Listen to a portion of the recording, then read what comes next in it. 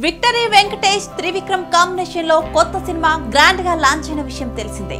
అయితే ఈ చిత్రం రెగ్యులర్ షూట్ త్వరలో ప్రారంభం కానుంది. హారిక అండ్ హాసిని క్రియేషన్స్ పతాకంపై ఎస్ రాధాకృష్ణ నిర్మిస్తున్నారు. గుంటూరు కారం తర్వాత దాదాపు 20 నెలల గ్యాప్ తీసుకొని త్రివిక్రమ్ ఈ చిత్రం ని డైరెక్ట్ చేస్తున్నారు. సంక్రాంతికి వస్తున్న బ్లాక్ బస్టర్ తర్వాత విక్టరీ వెంకటేష్ చేస్తున్న చిత్రం ఇది. గతంలో వీరిద్దరూ నువ్వు నాకు నచ్చావు, మల్లీశ్వరి చిత్రాలకు పనిచేసి భారీ విజయాలు అందుకున్నారు. ఇప్పుడు వీరి కాంబినేషన్ లో రాబోతున్న ఈ చిత్రంపై హై ఎక్స్పెక్టేషన్స్ ఉన్నాయి.